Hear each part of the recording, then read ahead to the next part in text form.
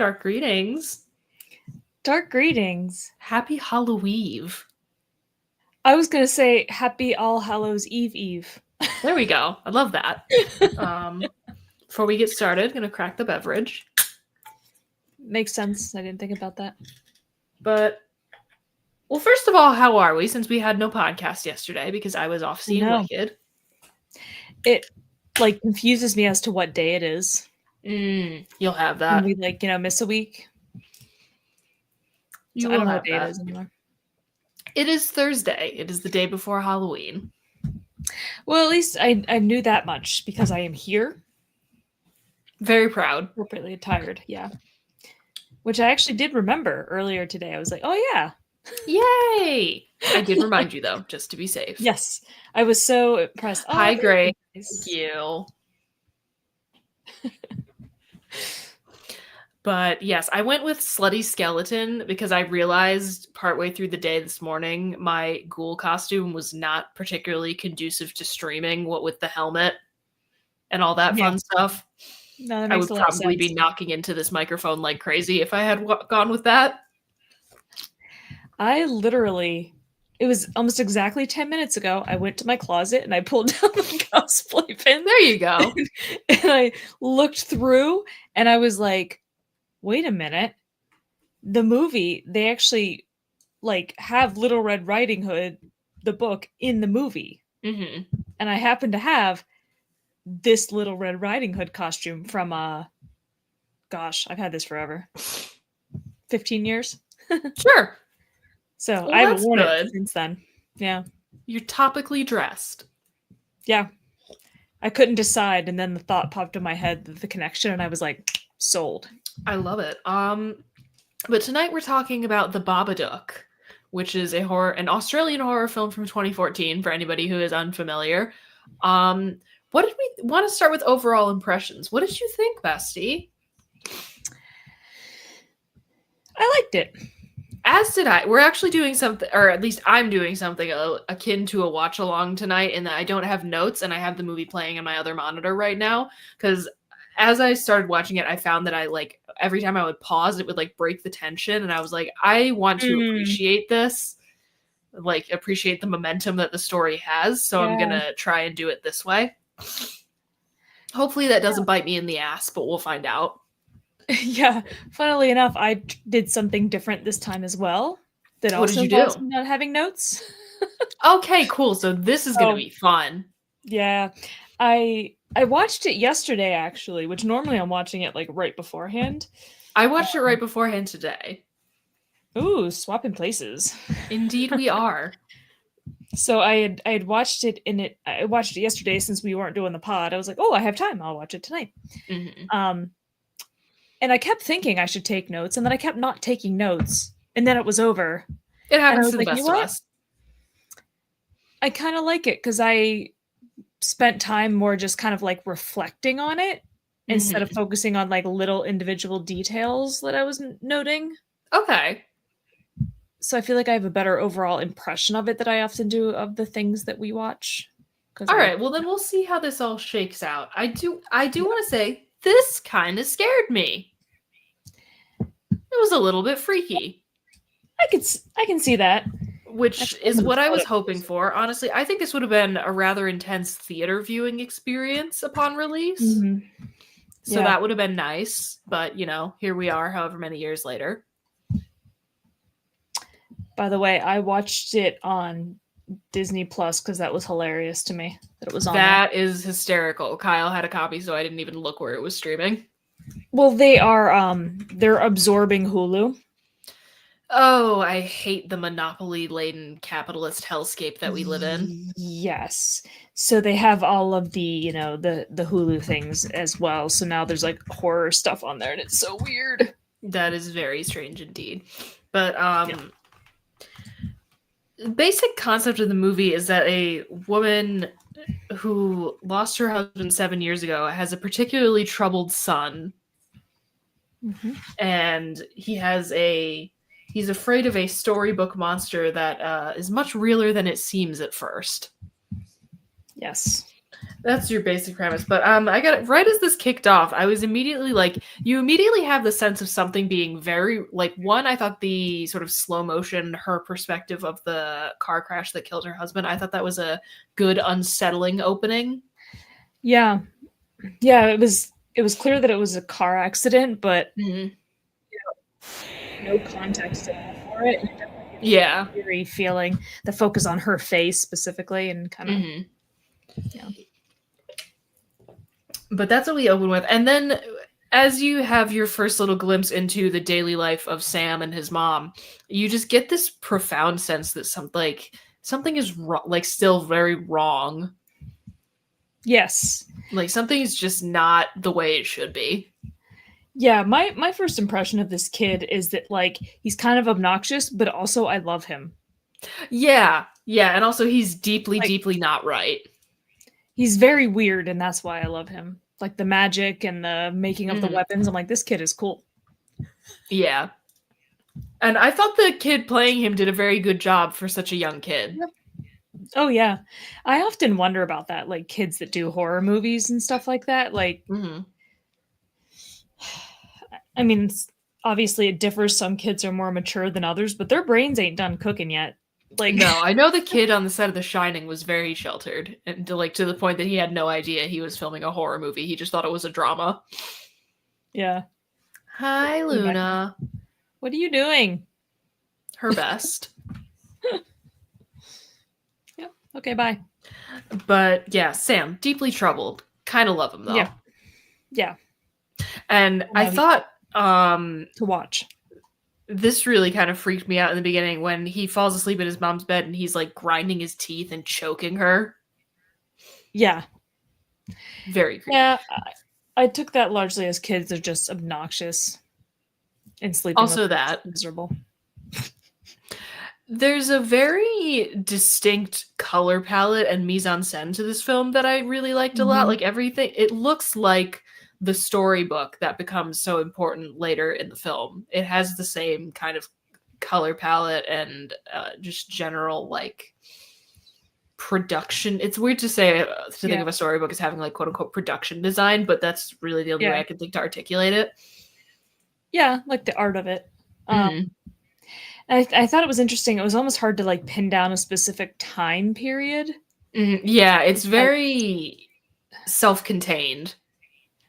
I think it's sort of deliberate, like because they only watch really old like movies on a really old TV, but then she does have a cell phone, but an old cell phone, and it's like I'm not sure what time period this is supposed to be, and I felt, but we also don't necessarily know what kind of technology they're rocking with in that part of Australia. Yeah, exactly. At what point? So I think all of that kind of makes it. I don't know. I think when they almost seemingly deliberately try to hide the time, that makes it somehow more uncomfortable to me. Yeah, okay, I can see what you mean. But yeah, Sam is a weird little kid who loves magic, and we love that for him. Yep. Love watching him, wouldn't want to be around him. But I enjoy watching him. No, I think I'd be good. Yeah. And I like that this movie doesn't make the mistake of making the child character like I hate as much as I don't like kids, I hate in movies when child characters are like ridiculously infantilized to the point where like you'll have like a 6-year-old kid who can barely talk, and it's like, no, that's not how real children are intelligent and observant and curious about the world around them. Like they know what's going on. Yeah, and I mean, if anything, he's almost more in the other direction of it, where like he seems very like independent and thoughtful for being. Yes, he's very independent, very thoughtful. He seems like a very bright kid, which I think works in the story's favor. I don't think I would have liked this if he had seemed like kind of helpless and sort of weak. And he does sort of seem to have like an emotional maturity. I would agree. In some respects, especially toward the end, like the way that he copes with things. I mean, he goes through some shit that I don't think I could handle as a full. He certainly does. And Amelia, his mother, she seems to be, especially at the beginning of the movie, she's in a fair bit of denial about the extent to which her son needs some help.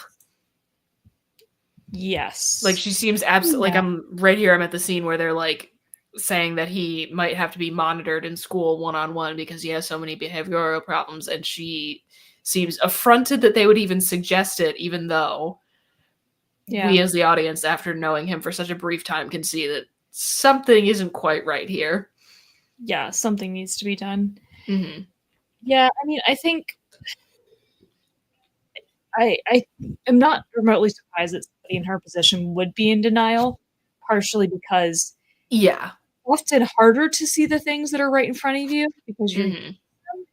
but also like, man, that's a hassle, that's a problem, like, that you have Mm-hmm. to deal with, and, like, things always seem like they're potentially worse. Maybe not as bad as they actually are, because you don't wanna believe they're that bad. Mm-hmm. Yeah, I get what you I mean. think that made sense. I got distracted by the movie. Oh, you have a playing too? I put it on, and I still have the thing on my computer where I can change the extension in Chrome where I can change the speed of it. Ah, smart. So I have it going 1.5 times. That way I can get through most of it while we're sitting here, probably. Smart. Actually, I don't know if that's a feature on VLC. It doesn't appear to be. So I'm watching it at regular speed. So great. You'll keep us on pace, and I'll point out some details. Yeah, it's a Chrome extension that's really come in handy a few times when I just want to get through things and it literally works on any video. Like technically I could speed up you somehow, which isn't, I don't know how that makes sense, but Fascinating. yep. Yeah, there are several scenes where in this movie that just man, I'm so glad I don't have kids and I'm never going to. Particularly the scene at the Yeah. park where Sam is just screaming "mom" over and over and trying to get her attention while she's clearly trying to have a conversation with somebody. God, that was my brother. Mm. Like to this day, my mom has a ringtone set for him. That's that part from Family Guy where Stewie is just saying, "Mom, Mom, mommy, mommy. mom," Yep. like over and over. That's been her ringtone for him for like years. I love that. Because he used to constantly say mom, and she would turn around and say, "I'm not your mother." Cute. He turned out fine. Oh, that's good to know. I mean, mostly he's fine. But yeah, and Amelia's relationship with her sister is particularly strained because of Sam's behavioral issues that we learn quickly. Which, like, yeah, you go first. I just got to the part where they started reading the book. Oh, wonderful. But I get that kid has problems and it's stressful, but I also didn't think that the aunt was handling it in a mature way. No, I didn't really either. I thought she kind of seemed to be much too willing to be like, "Oh, this isn't my problem." Or like, "This has absolutely nothing to do with me." And as a person who firmly believes that in general, sort of until proven otherwise, you owe your fellow humans something just in general. So like, as a person with that sort of as a foundational belief, seeing her character be like, "This has absolutely nothing to do with me," kind of made me like, I don't know about that. Yeah. When it's her own sister. Like, exactly. And she was really kind of approaching it in a selfish way, like how it affected her and her daughter. And I mean, not that I think that Amelia is handling things perfectly either, because the whole point of this movie is that she's very much not, and it become to the point that it becomes a monster. Yeah. But I think both characters could have approached things very different. I mean, obviously then we wouldn't have a movie, but yeah. You get what I mean. Yeah. Yeah. Yeah. No, I mean, but Amelia's behavior, I think, is more excusable considering she's a single parent, like dealing with this half nightmare of a kid and, still grieving after, almost 7 years at this point. Right. So yeah. She can Actually, be forgiven for not yeah, getting or at least I can understand why she does the things that she does. it. I am also at the point where they're first reading the book now, and I gotta say, I love the design of the book. I love that it's a pop-up Yeah. book, like the amount of detail Like and when they could effort do that like was a little thing like the amount of detail and effort that was put into it, like that's a yeah. really cool prop. I think that's awesome. And actually, with Kyle's DVD copy, there was a feature at the end talking to the guy who built the books for the movie, Oh, and it cool. was very cool. And I Nice. thought that the Mr. Babadook book itself was pretty unsettling because, Oh like, yeah, I know that absolutely. there's that stupid ass movie that's called like The Bye Bye Man or whatever, and it's like I can't take that seriously, but this I kind of can. But yeah, the kind of style of the animation was unsettling. Very unsettling. And something about and the illustrations I thought fit incredibly well with the overall style of the story. Mhm. Yeah, fitting into that overall kind of grayish aesthetic as well. Mhm. Yeah. Um what other where are you now? The part where he has just interrupted her. Oh, wonderful. Yeah. He's very good at that. Yeah. Yeah, I mean, just in general, what other thoughts do you have? Um, I'm trying to follow it like semi chronologically, I guess.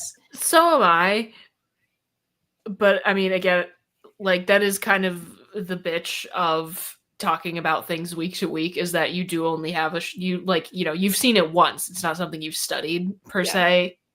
Yeah. Well, I mean, so I'm trying to think in semi order of what it goes. Like, um, Mhm. the whole thing with his cousin. Yeah, that wasn't pretty. And his cousin, not to be particularly rude Victim to a thing. child, but what a little shit. Oh no, I mean, I'm not saying she deserved to have her nose broken in two places and require That's a surgery, little but excessive, like, but I can understand why he lashed out. Like well, her yeah, saying heinous fucking shit. yeah, but this is one of those things where like it's further showing the aunts slash sisters like shittiness because the kid Yeah, is her learning it willingness to from kind her. of yeah, her willingness to wash her hands of everything when she really shouldn't be. Yeah, well, but like the daughter, I can't remember exactly what she had said, but like, So like his dad basically, died so he would get away from him or something horrible like that. yeah, but at some point she like sort of indicated things that her mom had said that were not Yeah, good. which is also super shitty. I'm gonna pull it back Yeah. just a little bit here into the let's talk about this like mature adults into the scene where Amelia attempts to enjoy herself. That's Like the one I was talking about where she got interrupted. okay, yes. So like I think a lot of people are like this could be played as a joke like oh haha she can't even do this, but I think in the context of the movie it's like oh wow this woman is lonely on every fucking level. Like she Mhm. is so like Isolated. emotionally and Isolated. yeah, she's so isolated. She's so emotionally and physically lonely. And I think a lesser movie might have played that for laughs. Yeah. And I'm glad that they didn't. Or at least I certainly didn't interpret it that way. And I think you kind of would be. Yeah, I'm going to make a firm statement and say you kind of would be wrong to, I think. Yeah, I mean, I don't think they play anything in this for laughs. Hmm. I don't think there was a single thing. And Yeah, I would actually, agree. I just went past that part um where she's like in her car in the parking garage at work and she sees that couple kind of like making out in the car and accidentally Hmm. makes eye contact. Yeah, which again, just I think emphasizing that's like another one of those. Yeah. loneliness. Yeah, like I wish that were, me. I could be. Which in the face of what has happened to this character is unbelievably understandable. Oh yeah. So like I had a thought and then I lost it. Whoopsies. I got distracted by how quickly their mouths move at one time. Yeah, and she's watching her neighbor through the window, like Sort of the neighbor's looking at watching this TV. Yeah, normal life, or quote unquote and sort normal of like, life. yeah, but like she's like smiling as she watches this woman watch TV, and it's like that also feels like she's so lonely that she sees this other person through a window, and it's like she's hanging out with her. Yeah, like that's as close as she can get to another person, which Yep, is except for the kid. wow, yikes. Mm-hmm. I like that this movie didn't do a lot of jump scares. I thought all of the horror was built to in a very satisfying way. Yeah. Yeah, I honestly don't feel like they had any because No, not the really. There were moments a couple things that were a little startling, but yeah, I mean, there were a few moments where I thought that that's what was about to happen, like, where I they're had the building up same. to it, but then they I yeah, but then they Same never thing. did the, like, sudden thing, hmm Which like, where I you would think see the Babadook and yeah. I I kind of hate to use the term elevated horror because it sounds like horror is a lowly genre by default, and I don't believe that. But I think that's what kind of moves it into this realm of more art house than kind of like, you know, quick and dirty thrown to get like Yeah, scrappy little B movie type shit. yeah, not taking the cheap shots Yeah, of, not like, taking the cheap jump shots. scares and yeah. It's like, And it's yeah, not to say jump scares that can be very easily yeah. it's not that I want to, and Arthur and I were just talking about this the other night. Like, there are movies like Alien, for example, that have like what I consider to be incredibly well earned jump scares. So it's not that any movie that uses them is inferior. It's that I think Yeah. they can be used as a I was gonna say cheap some way. are. Some are, exactly. Especially those kind of horror films where, like, somebody, like, jumps out and scares a person that just turns out to be a friend, you know? They're like, Yeah, "Oh my that god, I thought you were" and then it's like, "Seriously? because you, That's lazy." it is lazy because you work to build tension and then you kind of squander it. Yeah. Another Yeah, excellent no. example of how isolated and lonely Amelia is that these brief interactions she has with this male coworker who does seem to take an interest in her. Like he shows It's up and brings her. adorable. Yeah, like he says he'll cover for her when she has to go home and handle something with Sam. He shows up at her door with flowers. He's trying to be helpful. Mhm. So like, I think that was just another good, like, really good way of really driving home the point. Yeah, and it really doesn't seem like, she doesn't seem like she's aware of his interest. No, she kind of seems oblivious, which like Yeah. makes sense because her entire character, like, or a lot of the time, her character seems to be still living in this absolute like this fugue state of grief even after all this time. Yeah. Yeah, but I think that's the thing about grief is you don't actually get over it. It And just, that's changes. and that's the thing. I think this movie has something to say about grief, and at least what I sort of concluded was that it's something that you have to take care of, otherwise it becomes this monster. Yes. Or at Yeah. least that's how I You can't interpreted just it. ignore it. Well, yeah, because I mean, she specifically says at multiple points, like she doesn't want to talk about him. Yeah, Like, she don't doesn't bring want him him up. brought up at She's all. just trying to like shove it down. Yeah, and that's what's hmm causing the problem. hmm But you gotta like confront it and deal with it and like actually take care of yourself and not just be in denial. Yeah, and I'm bringing it back to the kind of art house horror thing. Like, I think this is a movie that ushered in this current era we see of like the horror as a metaphor for this, the horror as a metaphor for that, with all of these Yeah. kind of like things like Hereditary. I see parts of that in this. Mother. Mother, exactly. That's a very heavy one, like very clear. So I've fucking heard. Oh, you haven't seen it? I have not seen that one, but I am aware of it culturally. Got it. Nixie, I'm not biscuits. Nix, come. Oh yes, your living Halloween decoration makes an appearance. Yeah, she's so spooky, or She's whatever the so opposite is. cuddly. Spooked. She is spooked. She's Spooked. often very spooked. The sweetest creature in the world that is afraid of everything. We love that for her. I mean, we don't. I wish that she wasn't afraid of me, but Oh, I'm at that part where she rips that lady a new one. Not really rips her a new one, but like it's kind of, the woman yeah, who, when her sister's friend is being like, "Oh, I work with disadvantaged women like you," and it's like, Jesus Christ, oh in front of god, other people, yeah. what the fuck is wrong with you? Also, not even in front of the other people. Like, just how about you don't tell the woman she's disadvantaged? Like, that's Yeah, what it's is your condescending, problem? It's extremely condescending. and it's just flat out rude. Like, I Mm-hmm. don't. It doesn't make any sense to me. No, Um, but yeah, I really and then she like has the audacity to turn on a dime from like, oh yeah, your dead husband. I can't even get to the gym anymore because my husband's like super important and makes a such bunch a of money now. struggle. And it's like this woman is completely toned down. Like she has Just no, a little tact would be so helpful. yeah, like completely oblivious. Mm. So I felt like her response was appropriate. Honestly, yeah, I don't blame her whatsoever. Generally, I'm on the side of, politeness and being the bigger person, but that woman needed to be made aware. Mm-hmm. I would She could agree. have done it a different way, but she needed to be aware of that what she was doing was not okay. Because how else is she going to learn? Actually, another thing that I really liked about this film visually was that Amelia, she always seemed to be wearing pink, and it was just this little dot of like a pastel color against this very like oppressive like grays and blues and blacks. Mm-hmm.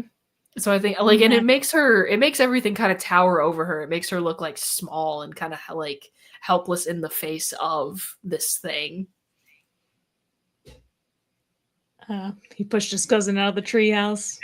And another thing I really like is that how even before, Mr. Babadook himself really shows up, you kind of see him everywhere, whether it's in like in shadows or in clothes Yeah. hanging on the wall, things like Yep. that. I thought that was really nice. Like a really nice touch. Mm-hmm. Yep. Always having his convulsion here. Yikes. Yeah. Oh, and the finding glass in her food and saying that, like, I thought that was an interesting throwback to kind of like a nice way to kind of tie it back into the car crash and how that's kind of the genesis of this thing. Yeah. Yeah. I hadn't thought about that, but it makes sense. Yeah, I just kind of put it together right now. I was like, oh yeah, I wonder if because like in the scene when it opens up and you see like the shards of glass flying in front of her face and stuff. I was like, oh, didn't think about that. I love Sam with his weird little magic video that he can recite. I think it's because we were both probably, weird kids, and so we just I was a strange child.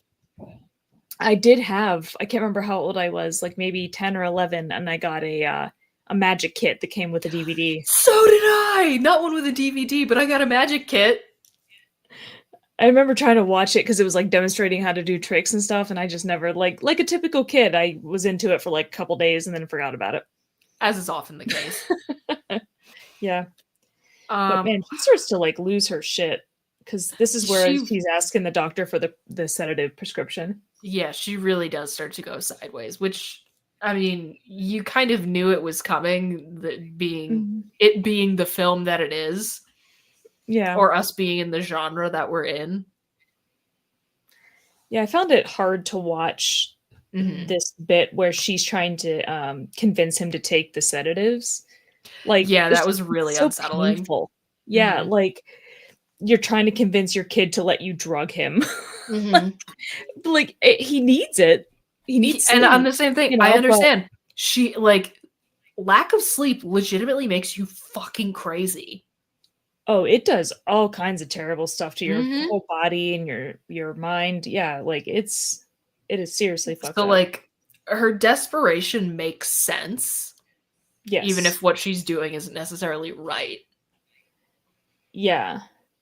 I mean, I wouldn't call it wrong either because it is in his interest. Like if he hasn't slept, like yeah. I mean, it makes me just the idea of drugging a child makes me uncomfortable, but like And you can sort of see it in the doctor's face too, and she asks for it. And she does give her explanation, but yeah, he's still clearly very uncomfortable. Yeah, he doesn't like doing it. Mhm. Yeah, and it's interesting. So after she drugs him, it shows her sort of like floating through the air and falling on her bed, and then just And I waking think up. that was kind of like the relief of finally getting some fucking sleep. Yeah, because it's 11:03 a.m. now. Mhm. Like, wow. I like that the book keeps coming back, like that she tears it up and it still Yeah. and it comes back patched together, and then later she burns it and she still finds it back in the house. I thought that was Mhm. like some pretty standard creepy fare, but it definitely worked Yeah. for the story. Yep. And actually, this is where it's coming back. The knocking. Mm-hmm. She's turning back for the second knock, and there, hey, look, there's the book on the stoop. There you go. Yeah, I was almost afraid to have positive expectations for this because like I've heard it talked about a fair amount, but I Mm-hmm. had waited so long after the hype had died down to watch it. I was like, I wonder if it was just like, really overhyped at the time and now it like now people have given it this pedestal it doesn't necessarily deserve, but overall I really liked this. I was freaked out. I Mm-hmm. thought it was very well made, very well acted. Yeah. I was uncomfortable a lot of the time. Mm-hmm. Oh, now Which she's is gonna what suck I a dick want out of a inside. horror movie. Yeah, And I like think this is one of those movies that, like, if you watch it more than once, you'll get like notice things you you didn't notice probably before. will get more out of it because I'm sure there were a couple like oh, he's lurking in the background that I missed or something like that. Yeah. Well, like I have it muted. I'm just watching As do the I. the video, and so like I'm at and without the distraction of the audio, like just seeing her go back through the book and seeing the stuff that was added on to it, Mm-hmm. like I'm like, oh, I could really look at the illustrations more closely, and like Yeah, I get exactly what you're saying. I lost my train of thought again. Great job, Bridget. Oh, doing great. this kind of has nothing to do with anything, but have you ever seen that tweet that's like, I went to my friend's Halloween party dressed as the Babadook, but it had more of a grown-ups drinking wine vibe, and it's just this one guy in costume at this party. Nope, I have not, but excellent. She's at the police station trying to explain things and looking crazy. Yeah, it's unfortunate, and I kind of knew they were going to go down the road of like, oh, there's nothing we can do because unfortunately, that's how a lot of stalking is still handled in this day and age. Yeah. And Yeah. you hate it. Yeah, and it's like, but you don't have any sort of like evidence. Mm-hmm. I mean, because And I can what they have understand the nothing to urge even to, follow up on. yeah, and like I understand the urge, like it probably wasn't smart to have burned it because then she doesn't have any evidence, but at the same time, like this thing came back out of nowhere. Oh my god, yeah, I would be like, throw it in the fucking Nope. fire. Uh-huh. Yeah, so they have nothing they can trace. They don't have a suspect. Like, Mm-hmm. there's nothing they can do, Pretty much. even if they wanted to. What are they going to do? Like, go to the expense of having a cop sit outside of her home to, like, see if anybody does anything? Like, Yeah. it's way too expensive for something so flimsy, from their perspective. Mm-hmm. How do you think this stacks up to other things that we've watched for our spooky season this year? We started with... What did we start with? I know we did Green Room second. Green Room was second. Cropsy was third. Rosemary's Baby. Rosemary's Baby. Why can't I think of the first one we watched? I don't know. I can't think of it either. Oh, One Cut of the Dead? One Cut of the Dead. Yes. That feels like that was 4 weeks ago. Yeah, that feels like a lifetime ago. Yeah. Yeah, I mean, I think all of the movies that we have watched this month are pretty different, although this and Rosemary's Baby maybe have like a little more similarities than the rest in terms of tone. Yeah, just being like a sort of straight up horror rather than like horror with a twist. Well, in that sort of like doubting women, thinking they're crazy. There's that Also element of that, both. although I Yeah, will say it there's is, a little bit of commonality, but not much. I would say it's clear that it's very clear that a woman wrote this, Mm-hmm. whereas it's very clear that a man wrote Rosemary's Baby. Like, again, I Yeah. liked it, but I still think it's incredibly clear that a man wrote Yeah. that movie. Yeah. Well, and they're also like 50 years apart, Yeah. So, which is crazy to very think about. opposite ends of the spectrum. Yeah. Yeah, but I mean, it just goes to show you, no matter how much time has passed, men will always think women are crazy. No. Men will always think women are crazy, and isn't that shitty? Yeah. Yeah, it's interesting. Now I'm trying to like each part I see, I'm trying to think about it in terms of the overall metaphor. Like she has moved the fridge because she found roaches behind it, but then there weren't roaches behind it. Mm-hmm. And I get What sort does of grief as this sort of like rotting or like unchecked, unprocessed grief as this sort of like rotting, festering thing that's going to cause problems one way or the other because you're letting it sort of simmer. Mm-hmm. Yeah, I did really like this. I think this was an excellent conclusion to our spooky season. Yeah, are we thinking more overall stuff now? Are we skipping to the end bits? Is that what you're We can skip to the end bits, I think. I mean, I'm currently at the scene where she's trying to get the doctor to prescribe him sedatives. I don't know where you are. It just after the official people were there and talking about the roaches that didn't exist. Yeah, okay, we can kind of start to watching. break down the ending. I think the intensity of this film builds very well. I think it's balanced. Yeah. Like, because you start at like, in terms of like scariness or, you know, spookiness, uncomfortableness, I think you start at like a 4 or a 5 and you build up to an 8 or a 9 very nicely, and then it holds that 8 or 9. What I enjoyed about it is that I feel like it went against a lot of expectations for horror. Mm-hmm. How so? In the sense that no human being dies. Yeah, nobody actually died. Well, I mean, the dog dies. That's why I said no human being. No human being dies. And I think the dog dies is a little overdone, but I'll let them have it, I guess. I admit I paused it and went to doesthedogdie.com and looked up the Babadook. Understandable. I don't know why I would say that. And so I read the comments, and everybody, of course, said, "Oh yeah, she like strangles it, snaps its neck, whatever."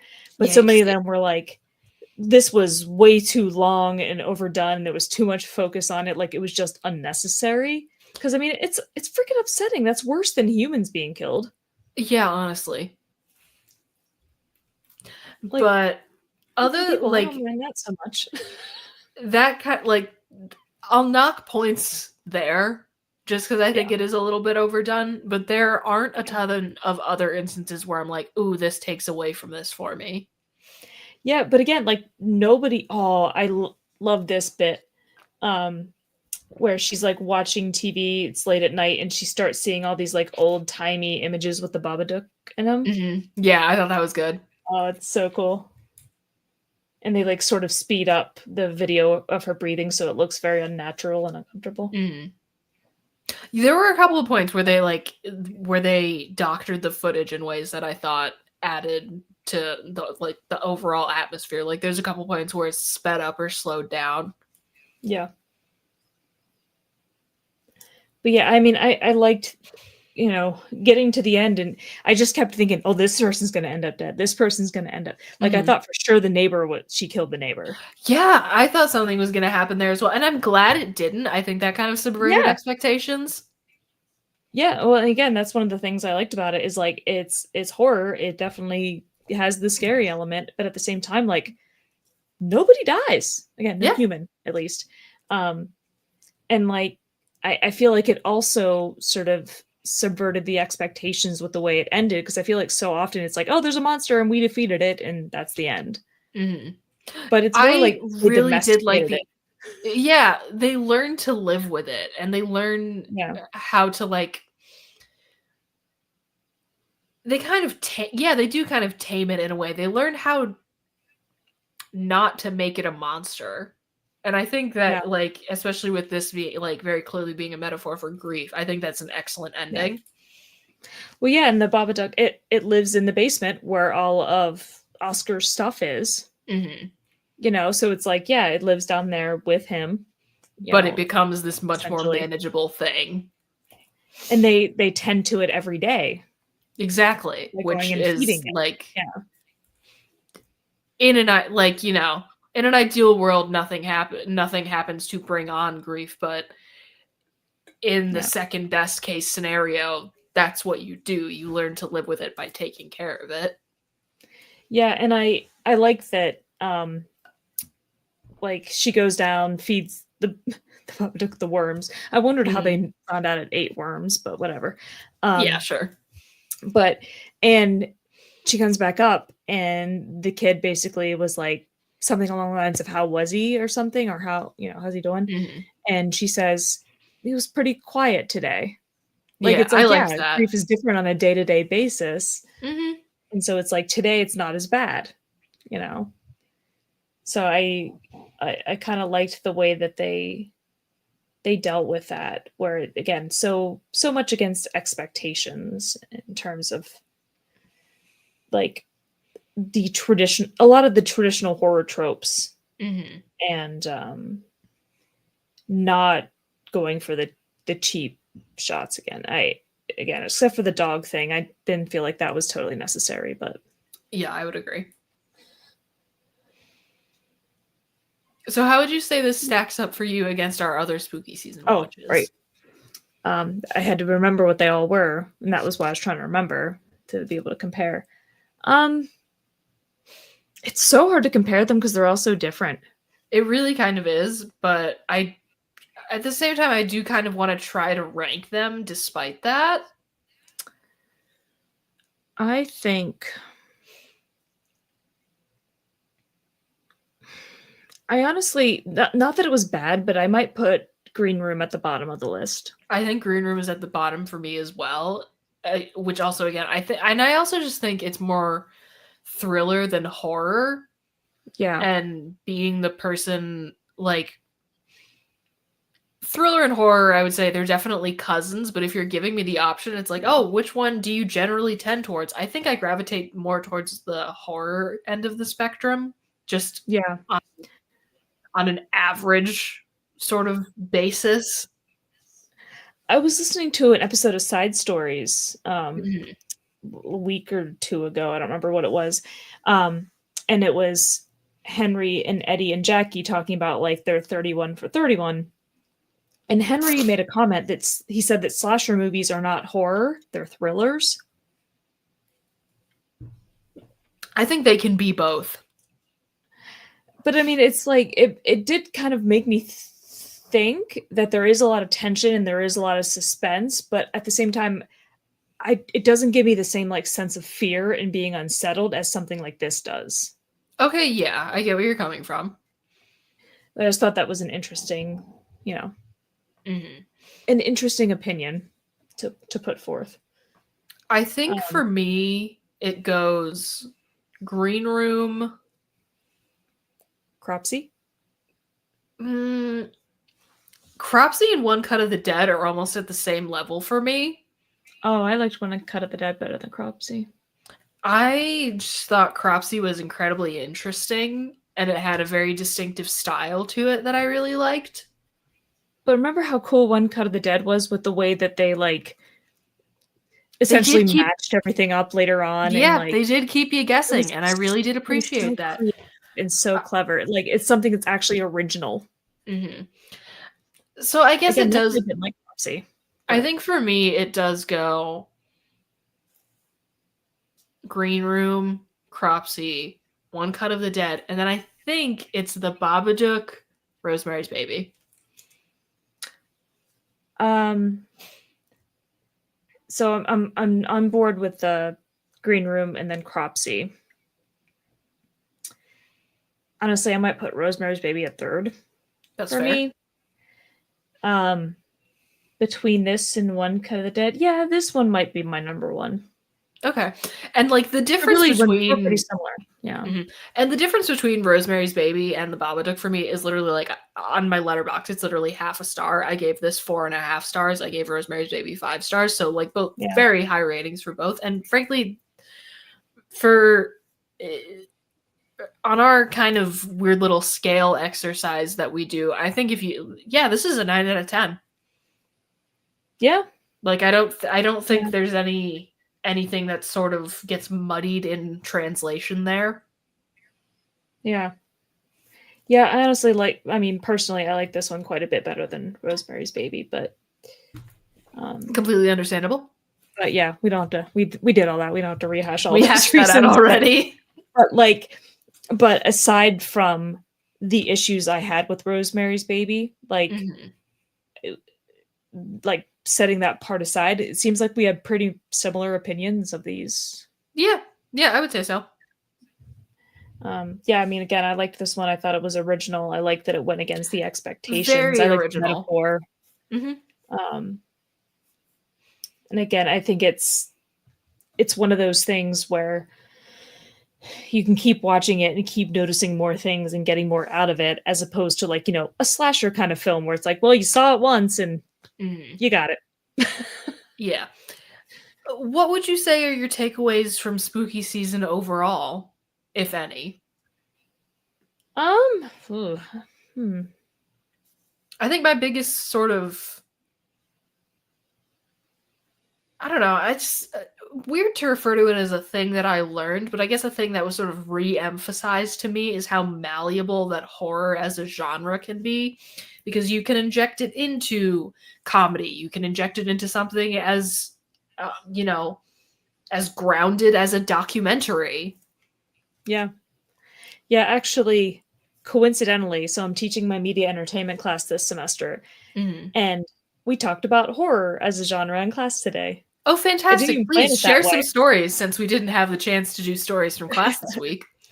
Yeah, and so most of what we talked about is like why people like horror, because that's what Mhm, most of the research tends towards. Like, why do we like to scare ourselves? mhm. Um, It's like taking your anxiety to the dog park. There's some comedian that says that, and nothing has ever resonated with me more as an anxious horror fan.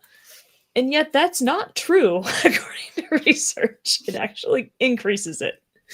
But it Um, doesn't feel like it. exactly. Just like we think spoilers ruin things when in fact they increase enjoyment. We don't understand how our own brains work.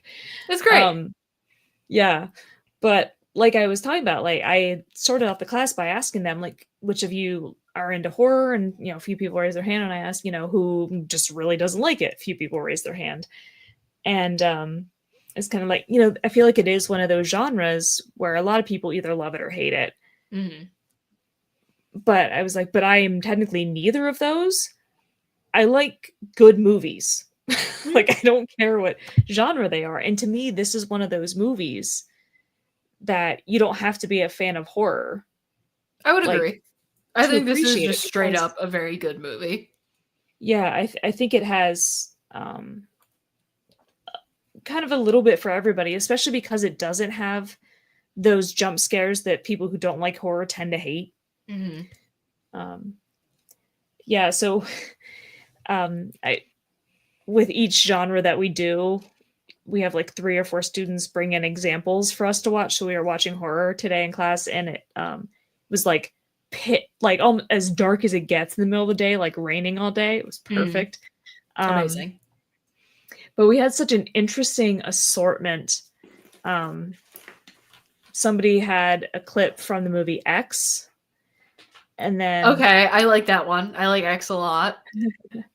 Donnie Darko, Okay. and then the original Texas Chainsaw Massacre. Another excellent choice. And there was a fourth one, but she was out sick today. And now I can't remember what her video was. Hmm. Mm. Yeah, I can't think of it at the moment, but But, I was like, well, what a fun range, because mhm. X is the more modern, like, Well, and um, the thing about X is that it has so many like homages to shit like like Texas Chainsaw. yeah, yeah, and then it's funny because and then like Donnie Darko is so much more like psychological, Mhm. you And it's know, um, very meta in a way that yeah, Texas Chainsaw and X aren't. Or X is yeah, kind of meta, but Texas Chainsaw not so much. yeah. Well, and that's the funny thing. So that was the order we went in, was X, then Donnie Darko, then Texas Chainsaw Massacre, Mhm.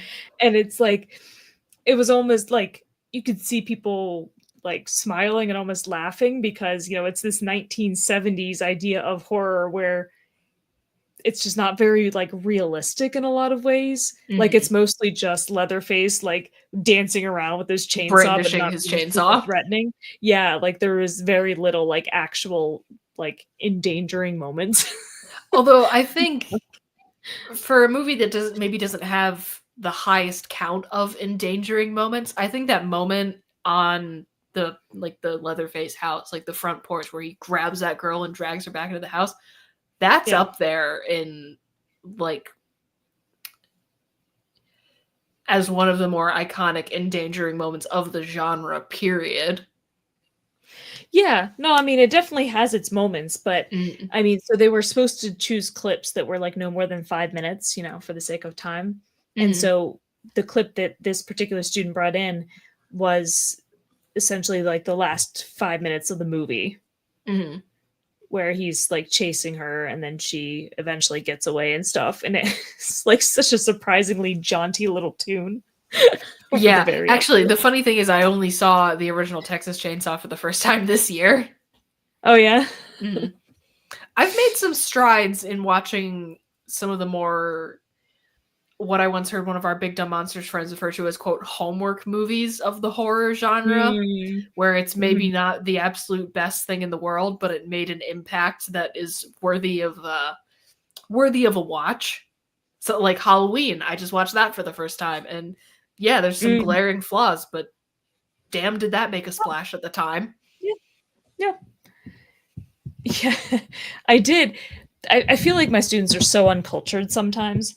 Because I brought up Reanimator, Blank Stares, Okay, and then I mentioned Rubber, which I think was not even the first time this semester that I've mentioned Rubber in that class, and still like, how do I say the phrase serial killer tire and you don't react?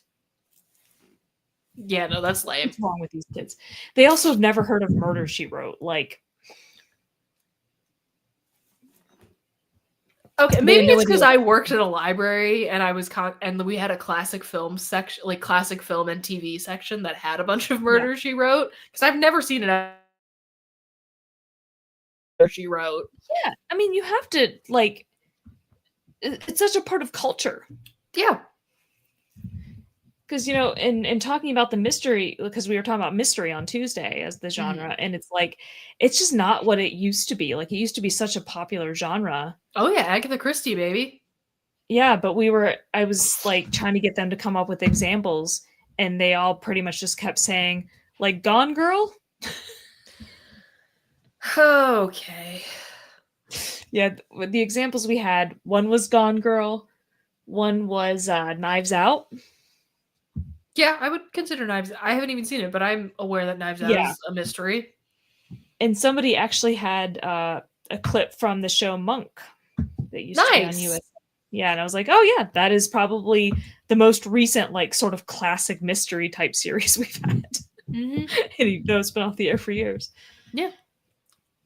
But I like asked them like, have you seen like either Murder on the Orient Express, right? Like they remade it not that long ago, Yeah, and something. Yep. it's back. It was back in the zeitgeist pretty recently. Yeah, nope, just blank faces. That's why I I've say never they're even. uncultured. I've read Murder on the Orient Express. I feel like that's not a very strange expectation of a college student to have read an Agatha Christie story. Oh, I didn't even ask them that, but I'm sure the answer would have been no. You hate to see it. Actually, Yeah, it speaking of reading, I've been trying to get back into reading, so in the spirit of the season, I have reread what I think now might be my favorite book of all time, Pet Sematary, and I've been having a wonderful time. Like, say what you will about Stephen King, his writing does have some glaring flaws, but that book in particular scares the ever-loving fuck out of me and slaps Yeah. beyond all reason. Yeah, he does not write female characters well. He actually, one example of him writing a female character really well, the girl who loved Tom Gordon, is fucking awesome. I remember I read that when it first came out, but that was, of course, quite a few years ago at this point. But overall, I will agree with you. He is not ideal. Yep. He writes what he knows. Yeah. Which, you know, as a straight white man from the 60s, 70s, and 80s is a limited range of things, but he's very good at writing that range of things. Yeah, I like throughout all of high school and into college, I had letters that I cut out on my wall that were a Ralph Waldo Emerson quote of "As I am, so I see." Yeah, which always encapsulates that kind of thing perfectly to me. It's like, yeah, you are this particular person, which is why you see the world in that way. Like, yeah, and why you write what you know. Yeah. But at the same time, I feel very much a kinship with Stephen King because I grew up reading, like, there was a point where I'd read every book he'd written, like in middle school. Yeah, one of the first like big, like, as a person who kind of had a late start with horror as a genre, but now very much feels a connection to it. One of my first big adult scary books was Misery, and I fucking loved it. Yeah. Yeah, I definitely, there were some books that I read, like I read The Stand twice, and that thing's like, she thick. Yeah. There were several of his books that I read multiple times. I read it multiple times. I was always very impressed with myself for finding time to read it when I was in I was in college, so like I had a lot going on, and I still found time for a 1,000-page book. Yeah, and like I don't do that. I wouldn't do that for just any book, you know? Yeah, I'm still bitter. I lent my copy of it to somebody in middle school, and she never gave it back. I'm still mad. I think about it all the time. But yeah, I was reading some of Pet Sematary today, actually, and I was having a wonderful time. Yeah, I feel occasionally I'm like, I should try to read some of his newer stuff. It's been so long, but yeah, but I could do some exploring.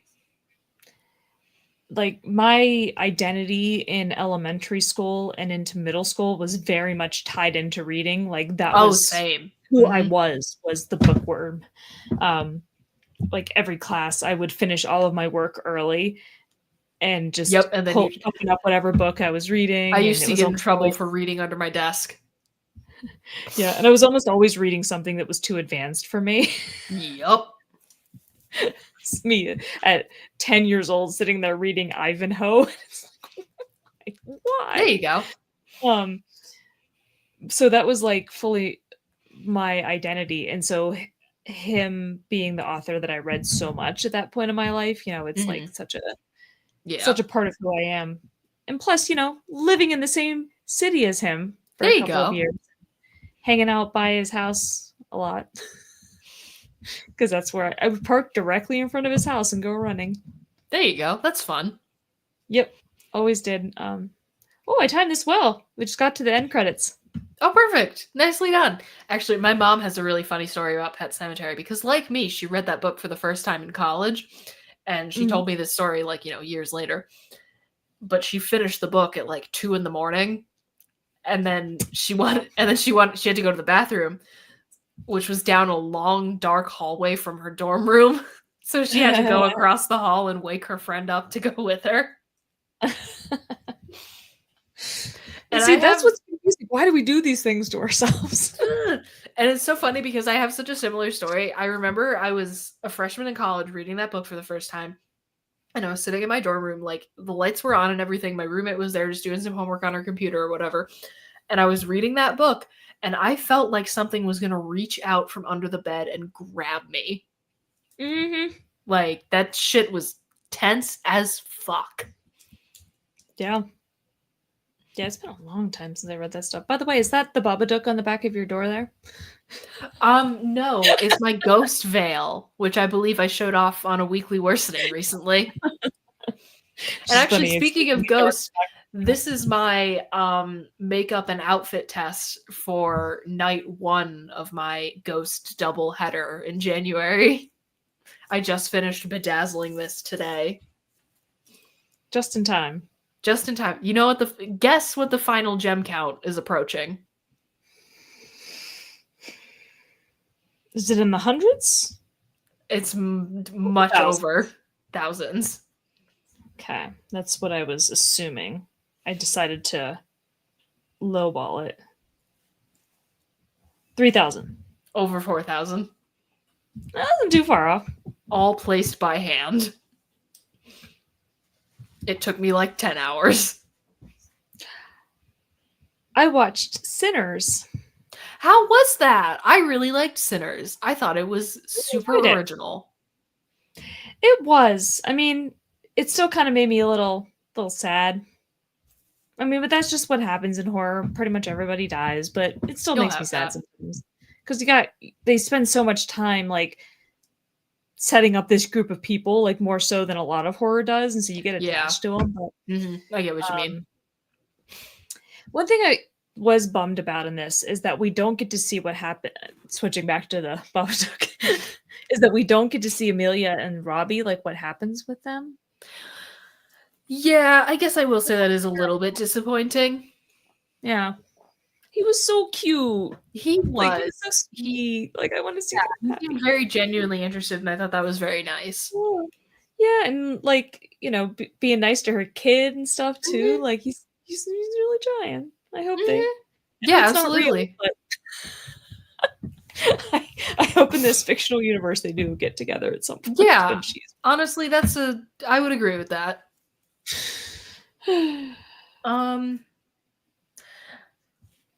Well, since we're kind of winding down, I guess, do we have anything else to say just having to do with spooky season in general?